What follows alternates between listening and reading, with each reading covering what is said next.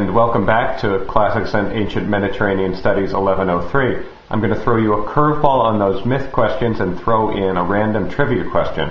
Can you identify the poster that you see in the mirror behind me? Put it in the contest forum and enjoy the lecture. So that's kind of a downer, right?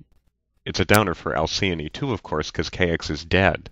But what happens then is my very, very favorite part of the Metamorphoses. Alcyone goes down to the shore, and now we're on page 271 of Melville's translation. Hard by was a high mole built to exhaust the sea's attack and break the battling waves. On this she leapt, most wonderful, and then she flew, and through the air on new-found wings sped skimming o'er the waves, a hapless bird. And as she flew, her slender bill poured forth sad, plaintive cries that seemed to speak of grief. And when she reached the silent, bloodless corpse, her new wings clasped her loved one, her hard beak printed cold, futile kisses on his lips. Whether he felt them or the lapping waves raised Ceyx's head, folk doubted. Yet for sure he felt them, and at last, for pity's sake, the gods changed both to birds. The same strange fate they shared, and still their love endured. The bonds of wedlock bound them still, though they were birds. They mate and rear their young, and in the winter for 7 days of calm Alcyone broods on her nest, born cradled on the waves. Calm lies the sea. The wind god keeps his squalls imprisoned and forbids the storms to break, and days are tranquil for his grandson's sake. Okay, there are two exceedingly weird things about this passage. The first one is the moment when Ovid says, folk doubted. That is, regular people don't know whether in fact Ceyx came back to life. And then Ovid says, yet for sure he felt them. Ovid himself intervenes in the story against his usual practice to endorse a supernatural solution to the story. That is, yes, he did. He came back to life. So that's weird thing number one. Weird thing number two is even weirder and more thematic, which is that, and this is something that Melville doesn't translate because you can't translate it into English, Ceyx and Alcyone don't become birds. They become bird. A single bird. What does that mean? Well, hard to figure out, but what I think it means is kind of the same thing that we're going to see as the central truth value in this clip from one of the most wonderful romantic movies ever made, The Princess Bride.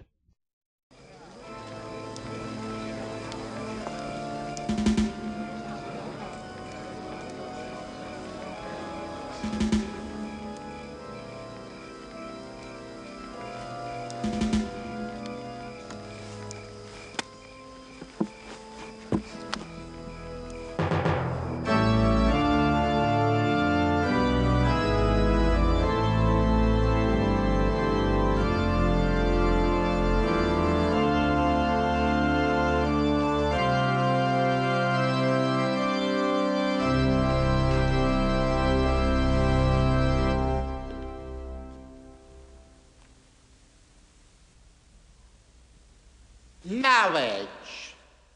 Marriage is what brings us together today. Marriage, that blessed arrangement, that dream within a dream. Stand your ground, men! Stand your ground! So treasure your one. Skip to the end. Have you the wind? Here comes my Wesley now. Ceyx, the portcullis!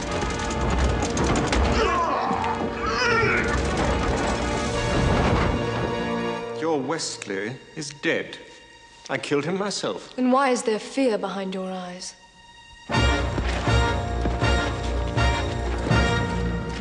Give us the gate key. I have no gate key. Basic. 30 arms off. Oh, you mean this gate key? Under you, Princess Barrois. Man and wife. Say man and wife. Man and wife. Escort the bride to the honeymoon suite. I'll be there shortly. He didn't come. Strange wedding. Yes, a very strange wedding.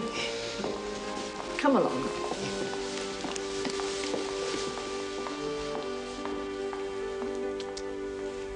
What was that for? Because you've always been so kind to me. And I won't be seeing you again. Since I'm killing myself once we reach the honeymoon suite. Wouldn't that be nice? She kissed me.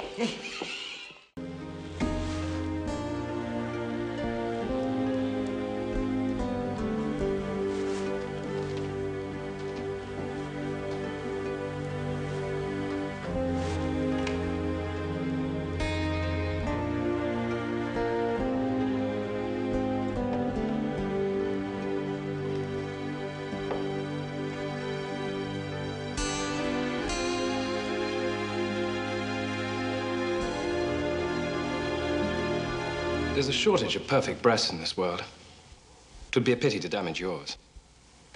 Wesley! Oh, Wesley, darling! Wesley, why won't you hold me? Gently. At a time like this, that's all you can think to say. Gently. Gently.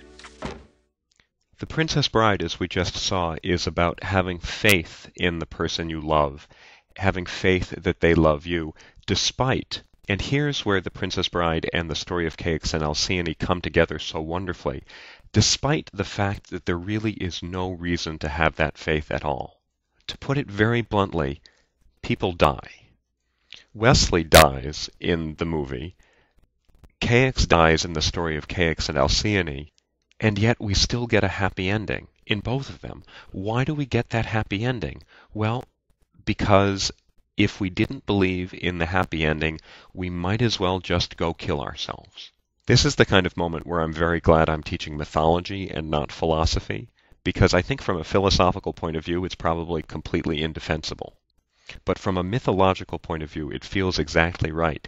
And it's a good thing for us, I think, and I consider it to be a good thing for me, that we really kind of have a choice whether we're going to live philosophically or mythologically. We can do both. I doubt we can do both at the same time, but we can do both from time to time at the appropriate moment. So I think the most I can say from my own point of view is that I highly recommend believing in the power of love. Just as it's clear that William Goldman and Rob Reiner and even Ovid did.